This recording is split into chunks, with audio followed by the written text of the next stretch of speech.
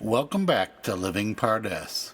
As was observed in the last video of this series, Daniel's 70-week prophecy was precisely fulfilled within the 70 years of time, or the counting of 70 feasts of weeks, starting with the first Feast of Weeks, counted in 42 BCE. This occurred right after the decree that was given to restore and rebuild Jerusalem by Julius Caesar, and after the walls and moat were repaired in 43 BCE. Though it may not have been clear to everyone, this is what I consider to be the first witness in time to a precise fulfillment of the 70 weeks prophecy being fulfilled by Yeshua, or Jesus. Meaning that Daniel 9:24-27 was fulfilled in the period of 70 Pentecosts, starting with the first Pentecost being counted in 42 BCE. This makes the 69th Pentecost being counted just after the baptism of Yeshua in 27 CE, and finalizing with the 70th Pentecost in 28 CE, after his death on the cross and when the Holy Spirit was poured out upon his people. Since this entire fulfillment relies upon a ministry of Yeshua lasting for a little over 1 year, I would suggest that you watch our previous videos on the subject. In them, you will see that until around 325 CE, many of the early church writers taught or understood that Yeshua's ministry lasted for about 1 year. And those skeptics say that this cannot be true because Yeshua participated in 3 Passovers, evidence within the scriptures and the early church writers demonstrate that the second Passover listed in John chapter 6 was not likely a Passover at all, but rather was a later addition to the text, meaning that the words Passover, a feast of the Jews was nigh, was a later addition to the text, possibly due to a scribal error being added into the text around the time of Eusebius in 325 CE, when Constantine and the Roman Empire was beginning to take control of Christianity. This is also demonstrated by the fact that if John 6 was a Passover, then Yeshua would have been breaking the commands of Torah and teaching others to do the same. First, by not going to Jerusalem for the mandatory pilgrimage feast of Passover, which every male over the age of 20 was required to do according to the Torah. And second, by feeding the people barley bread, it would have been an act of rejecting the commands of Torah in 2 separate ways. One, because barley bread was a type of leavened bread, and there was a command to refrain from eating leavened bread for 7 days, starting at the Feast of Unleavened Bread. And 2, because barley bread is considered the first fruits of Israel. As such, it was forbidden to eat of the first fruits until after a portion of it was brought before Jehovah as a wave offering during the Feast of First Fruits, which was after the Passover and after the Feast of Unleavened Bread. Therefore, Yeshua would have been eating of the first fruits and having others do the same before the first fruits offering was given to Jehovah, which again was in opposition to the Torah. With all of this being noted, I would like to show you another witness or a second witness in time that demonstrates further evidence, further confirming that Yeshua's ministry did fulfill the 70 weeks prophecy of Daniel 9. Yet, as we get started, I would like to point out something that I have not talked about in previous videos. As you may have noticed in past videos, several times I have given specific dates for the holidays of Passover and Pentecost within the years of 27 and 28 CE, according to the Jewish or Hebrew calendar of that time. Though the specific years I have testified to have been typically evidenced through the scriptures, the writings of early church writers, early Talmudic writing, and early Roman, Greek, or Jewish historians, when it comes to the specific days of the feasts within those calendar years, I am able to retrieve those dates through the combination of scriptural sources as well as the U.S. Naval Observatory astronomical applications, which I will refer to as the U.S. NOAA application. What does this mean? This means that our first source of the feasts and the timelines always comes from the scriptures. Yet, the reason I use the U.S. NOAA application is because through it we are able to precisely and accurately pinpoint the moon cycles throughout history. When we are able to arrive at a certain year, we are able to calculate the moon cycles precisely throughout that year using the application.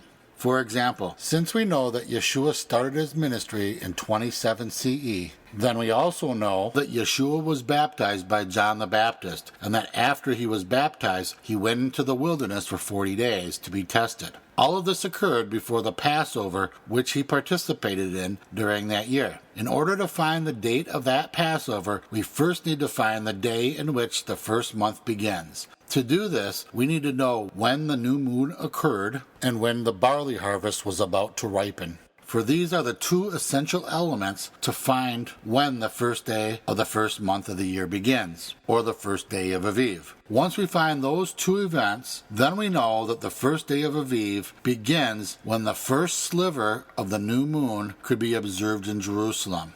This is what we are able to use the U.S. NOAA application to find, as it will calculate the moon phases throughout history and give us precise times for when people in Jerusalem would have been able to see the first sliver or the first light of that new moon. Through this application, we find that in 27 CE, the vernal equinox, or the first day of spring, occurred on March 23rd at 6 a.m. of that year, which is typically around the time that the spring harvest, or the first fruits harvest, would be about to ripen. We also find that the first day of the astronomical new moon conjunction occurred on March 26th. However, the first sliver of the new moon being seen from Jerusalem would not have occurred until Friday, March 28th, meaning that at sundown on March 28th, 27 CE, the first day of the first calendar month of Aviv started. Thus, the first day hours of Aviv 1 occurred on Saturday, March 29th, in 27 CE. With this in mind, the 14th day of Aviv would have occurred on April 11th, 27 CE, meaning that the 14th day of Aviv started at sundown on April 10th and was finished at sundown on April 11th, which is when the Feast of Unleavened Bread started, which was the beginning of the 15th day of the first month of Aviv. By looking at the U.S. NOAA application, we are able to pinpoint the exact times and dates of the Hebrew calendar years, which was based on or governed by the lunar cycles. In the same way, once we are able to calculate the first day of Aviv, we are also able to calculate the rest of the calendar year. If Passover occurred on April 11th in 27 CE, then the Feast of Unleavened Bread would have occurred on April 12th in 27 CE. Then Pentecost would have occurred 7 weeks and 1 day later, or on the 50th day after the Feast of Unleavened Bread. This then takes us to Pentecost on June 1st, 27 CE. In the same way, when we use the same application and calculations when looking at the year 28 CE, we find that the vernal equinox, or the first day of spring, fell on March 22nd. The next new moon astronomical conjunction fell on April 13th, with the first visible sliver of the crescent moon being seen in Jerusalem on April 14th, meaning that at sunset, the first day of Aviv began. This then means that 14 days later, on Wednesday, April 28th, 28 CE, in the afternoon, Yeshua was on the cross. This was on Passover. After he died, he was taken and laid in the tomb before the high Sabbath began at sundown, starting the 15th day, which was the Feast of Unleavened Bread.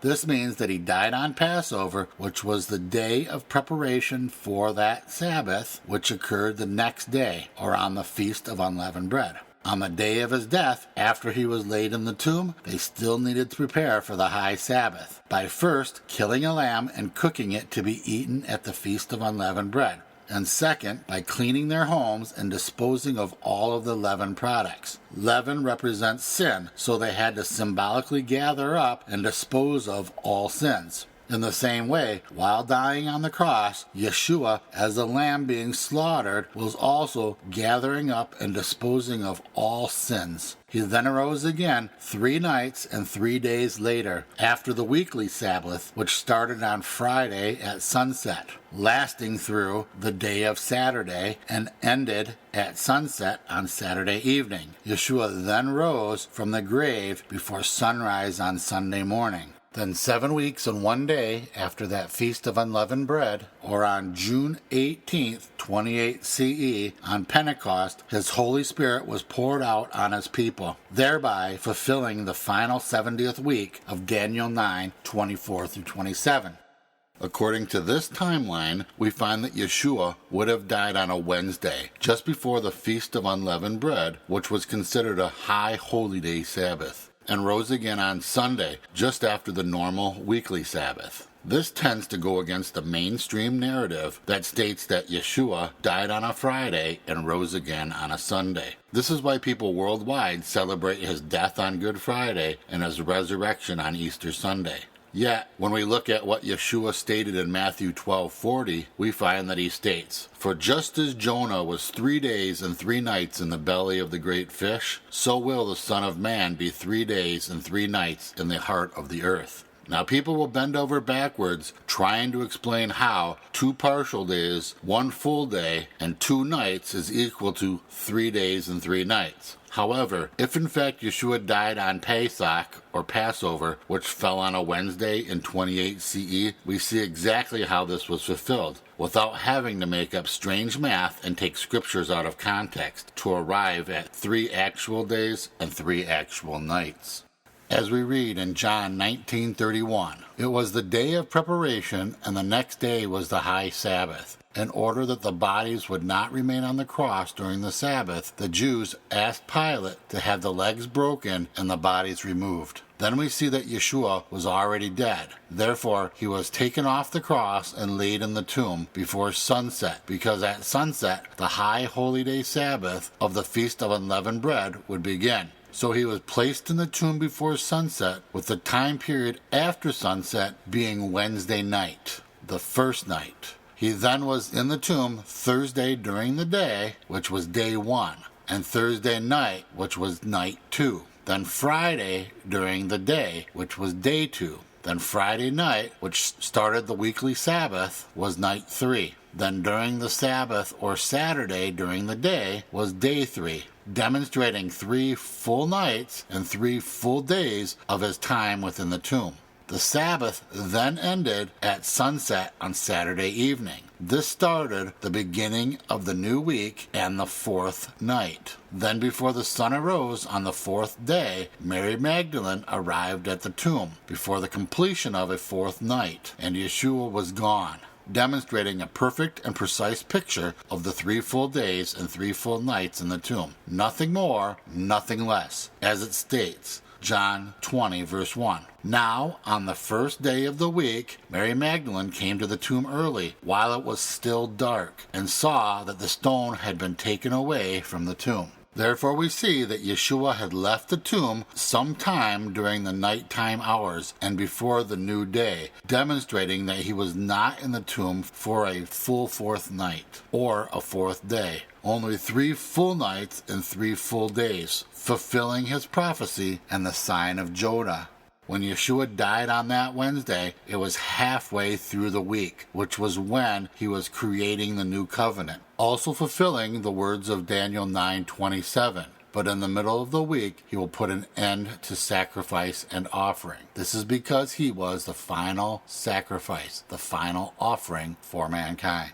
Now that we are here at this point, I would like to show you something that I find amazing. When we consider all that has been previously demonstrated and incorporate all of the dates that we have found so far, I would like to build a timeline for you to see if we can demonstrate how long Yeshua's ministry actually was.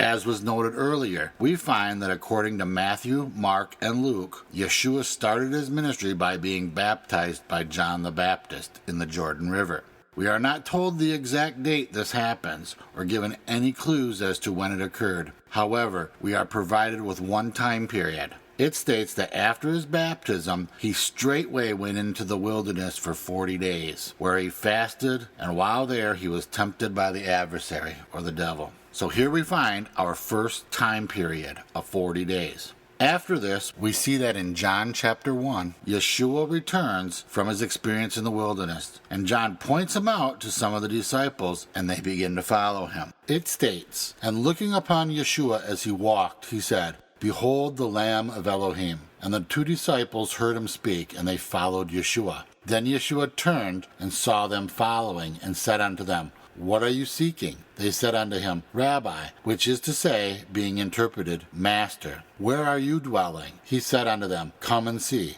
They came and saw where he dwelt, and abode with him that day, for it was about the 10th hour. One of the two which heard John speak, and followed him and Andrew, Simon Peter's brother, he first found his own brother Simon, and said unto him, We have found the Messiah, which is being interpreted, the Christ. And he brought him to Yeshua. And when Yeshua beheld him, he said, Thou art Simon, the son of Jonah. Thou shalt be called Cephas, which is by interpretation, a stone. The day following, Yeshua would go forth into Galilee, and find Philip, and said unto him, Follow me. We see that Yeshua left for Galilee the next day, which lines up with Matthew, Mark, and Luke, which state that after coming out of the 40 days in the wilderness, he next travels to Galilee. Yet, through John, we see a better picture, and we identify 2 specific days. One, they came and saw where he dwelt, and they abode with him that day. And then the day following, Yeshua went forth into Galilee.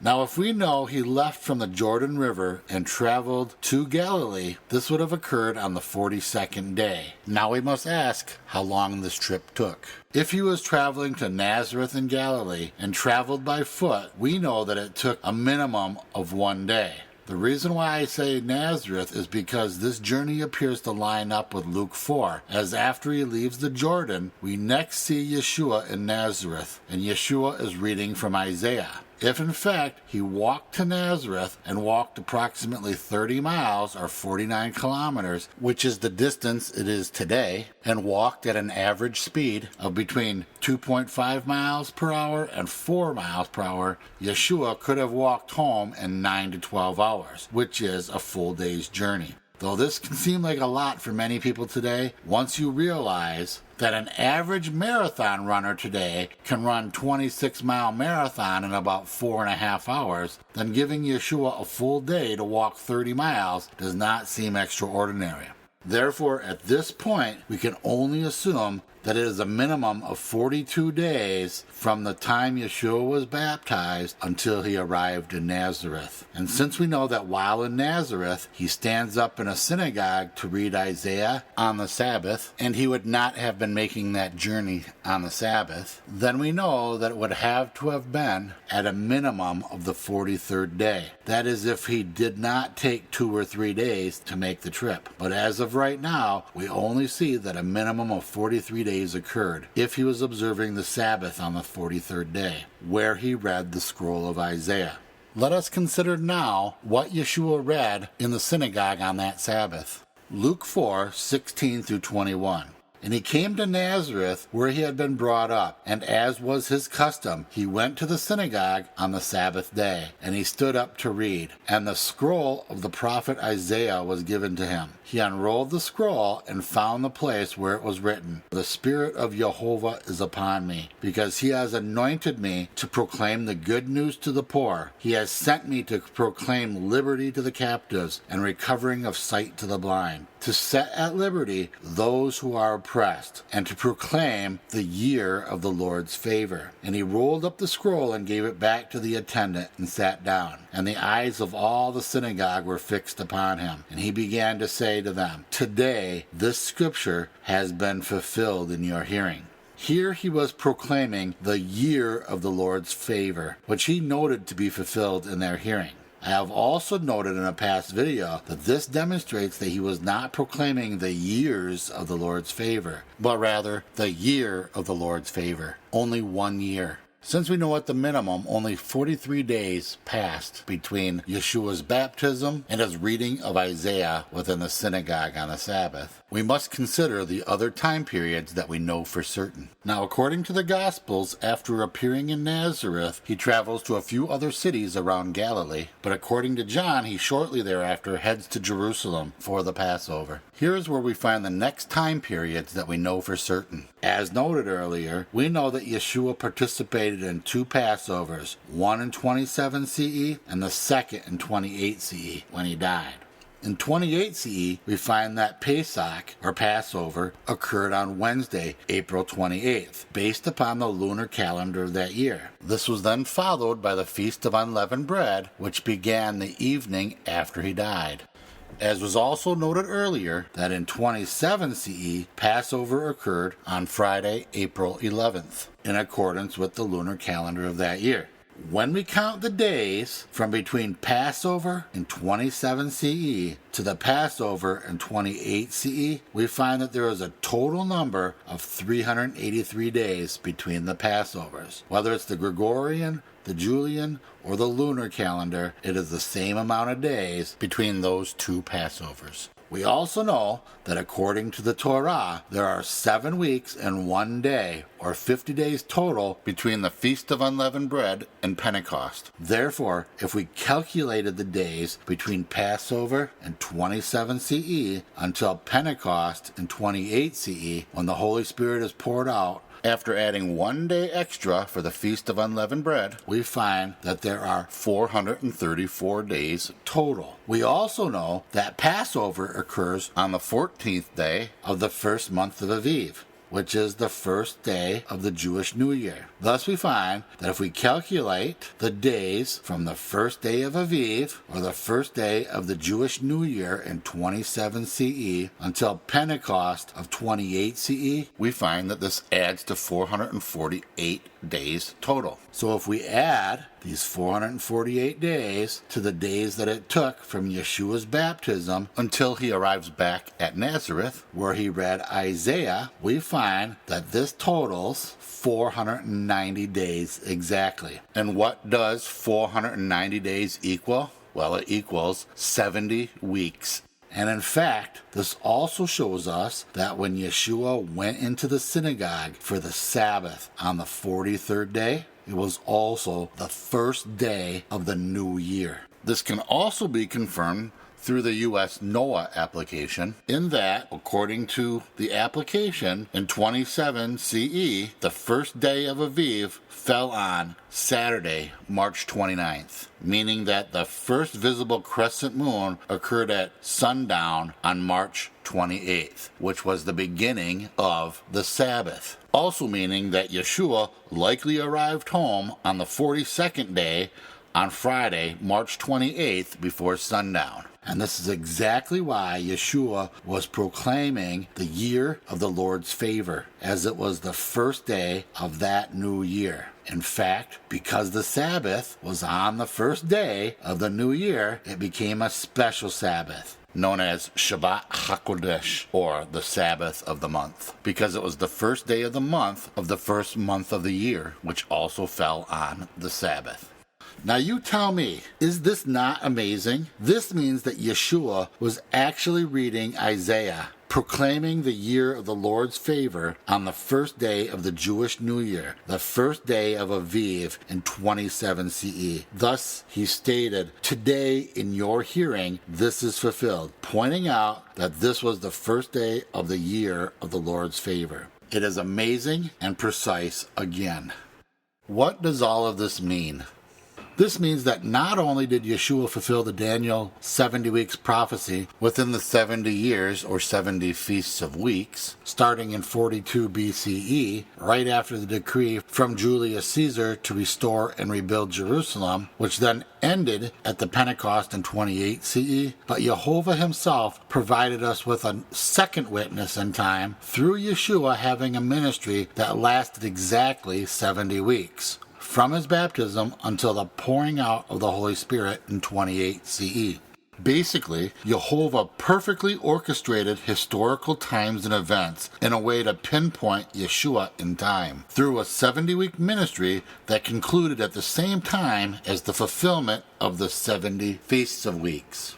Knowing that the time period from 27 CE to 28 CE was considered 1 week, we also gained better clarity as to why the temple needed to be destroyed. You see, according to our latest timeline, along with the gospel records, we find that during or just after the 7th week of Yeshua's ministry, he entered into Jerusalem, getting ready for the first Passover in the Gospel of John. We also know that according to this timeline, Yeshua, the Anointed One, the Prince, also entered into Jerusalem during or just after the 62nd week for his final Passover.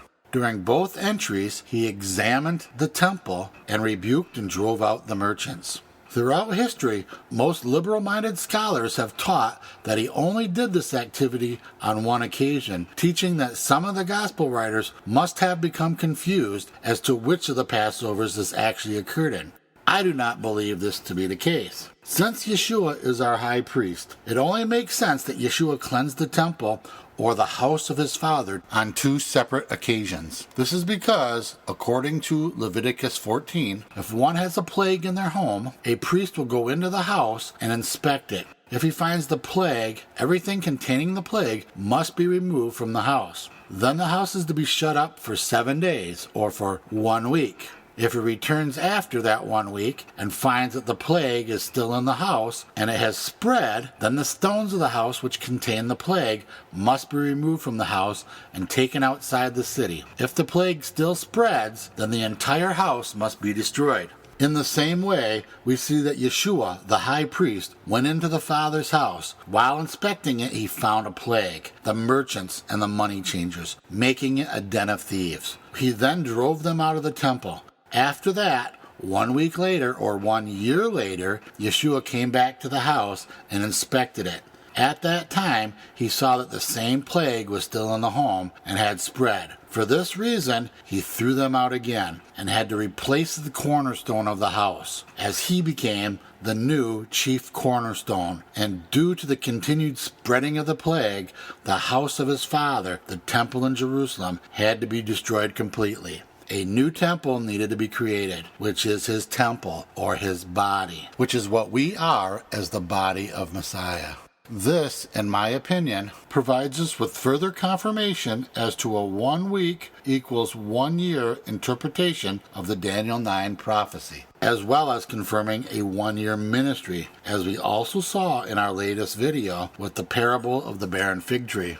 Now we know that there are at least 2 witnesses in time which demonstrate that Yeshua and his ministry was the complete fulfillment of the 70 weeks prophecy of Daniel 9. Now, if we return back to the 70 weeks of years interpretation of Daniel 9, where 77s represents 70 weeks or 490 days, with each day equaling 1 year, we find that a third witness may arise through this interpretation. And though I stated in my previous videos that we do not need a 490-year time frame to provide us with an interpretation of the Daniel 9 prophecy, I never said that a 490-year interpretation was completely incorrect. This is because I have to admit that there is evidence of a third witness in time of the fulfillment of Daniel 9:25 through 26 occurring in 27 CE. This means that I believe that it is true that the decree given by Artaxerxes I in 457 BCE to restore Jerusalem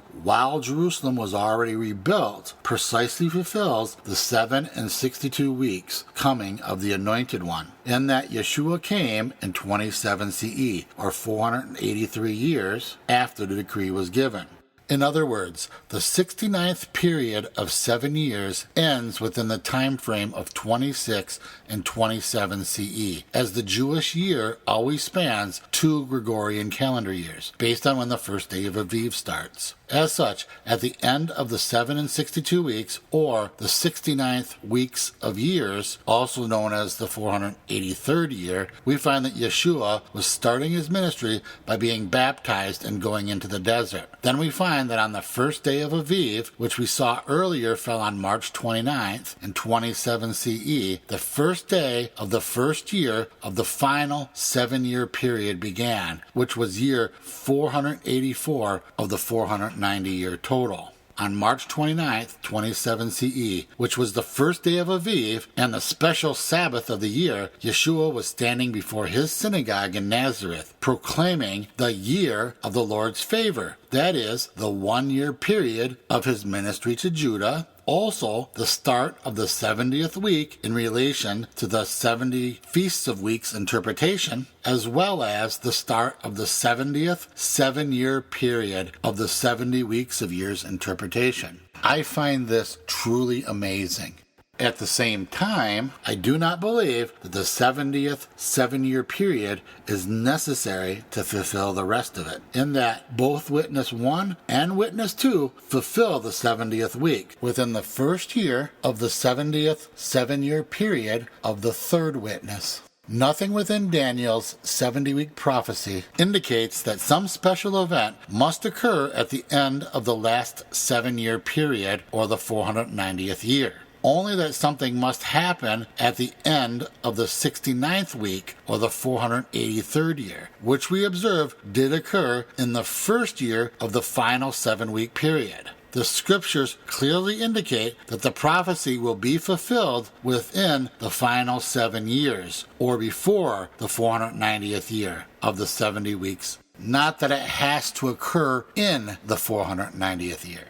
This means that a full 7 years is not necessary to fulfill the prophecy. This is the 7 years that most people hold on to for 7 years of tribulation. And though I believe that tribulation is a sign of the end times, I do not believe that it is limited to a 7-year period.